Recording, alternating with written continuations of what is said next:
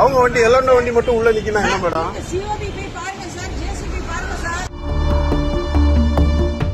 காவல் நிலையத்தில் வாகனங்களை ஜேசிபி மூலம் அப்புறப்படுத்திய பெண் காவல் ஆய்வாளரால் பரபரப்பு ஏற்பட்டது.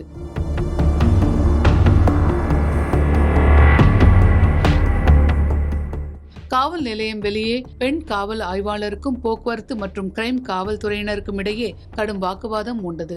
சாஸ்திரி நகர் காவல் நிலைய கட்டடத்தில் கீழ்த்தளத்தில் சட்டம் ஒழுங்கு பிரிவும், முதல் தளத்தில் கிரைம் பிரிவும், இரண்டாம் தளத்தில் போக்குவரத்து புலனாய்வு பிரிவும் செயல்பட்டு வருகின்றன.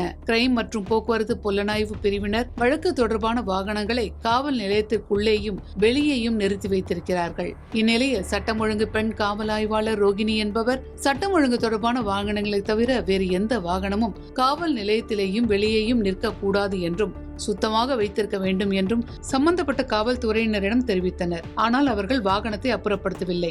இந்நிலையில் ஆத்திரமடைந்த பெண் காவல் ஆய்வாளர் ரோகிணி ஜேசிபி வாகனம் மூலம் காவல் நிலையத்துக்கு வெளியே நிறுத்தி வைத்திருந்த பறிமுதல் வாகனங்களை தூக்கி அப்புறப்படுத்தியுள்ளார். இதனால் போக்குவரத்து புலனாய்வு, கிரைம் பிரிவுகளில் பணியாற்றும் காவல்துறையினர் காவல் ஆய்வாளரிடம் வாக்குவாதத்தில் ஈடுபட்டனர். அப்போது பெண் காவல் ஆய்வாளர் இணை ஆணையர் கமிஷனர் யாரிடம் வேண்டுமானாலும் சொல் என்று கூறி வாக்குவாதத்தில் ஈடுபட்டார். இது தொடர்பான வீடியோ காட்சிகள் சமூக வலைத்தளங்களில் வைரலாகி வருகின்றன.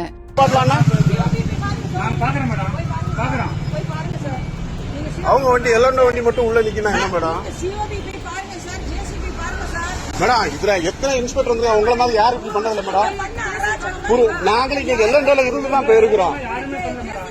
பெண் காவல் ஆய்வாளர் ரோகிணியை தொலைபேசி வாயிலாக தொடர்பு கொண்டு விளக்கம் கேட்டபோது ஒவ்வொரு காவல் நிலையமும் சட்டம் ஒழுங்கு காவல் ஆய்வாளர் கட்டுப்பாட்டில் தான் உள்ளன. வழக்குள்ள வாகனங்கள் காவல் நிலையம் மற்றும் காவல் நிலையத்தை சுற்றியுள்ள சாலைகளில் நிறுத்தப்பட்டிருப்பதால் போக்குவரத்திற்கும் பாதிப்பு ஏற்படுவதாக சொல்லி வந்தேன். ஆனால் குற்றப்பிரிவு மற்றும் போக்குவரத்து புலனாய்வு பிரிவு காவல்துறையினர் தொடர்ச்சியாக வாகனங்களை எடுக்காமல் இருந்து வந்தனர். இந்நிலையில் காவல் ஆணையர் ஆய்வுக்காக இன்னும் ஓரிரு தினங்களில் காவல் நிலையத்திற்கு வருவதாக தெரிவிக்கப்பட்டது. இதற்காக வாகனங்களை அப்புறப்படுத்துமாறு அதிகாரிகள் கூறியிருந்தனர். இதையடுத்துதான் வாகனங்களை அப்புறப்படுத்த சம்பந்தப்பட்ட பிரிவு காவலர்களிடம் கூறினேன். ஆனால் அவர்கள் அப்புறப்படுத்த முடியாது என்று கூறி தன்னிடம் வாக்குவாதத்தில் ஈடுபட்டனர் என்று தெரிவித்தார். இதனால் உயர் அதிகாரிகளிடம் தெரிவித்துவிட்டுதான் நான் வாகனங்களை அப்புறப்படுத்தினேன் என்று அவர் தெரிவித்தார். அவர்கள் வீடியோ வெளியிட்டது போல தன்னிடமும் வீடியோக்கள் உள்ளன.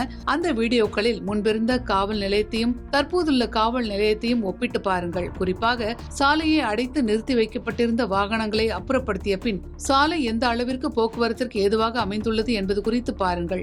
என் கடமையை மட்டும்தான் நான் செய்தேன். இதில் என் மீது நடவடிக்கை எடுக்க நான் எந்த தவறும் செய்யவில்லை. அப்படியே நடவடிக்கை எடுத்தாலும் கடமையை செய்ததற்காக தனக்கு தண்டனை கொடுக்கப்பட்டாலும் அது குறித்து தான் கவலைப்பட போவதில்லை என்று தெரிவித்தார். சமூக வலைதளங்களில் பரவி வரும் வீடியோ குறித்து உயர் அதிகாரிகள் தற்போது விசாரணை மேற்கொண்டு வருகிறார்கள்.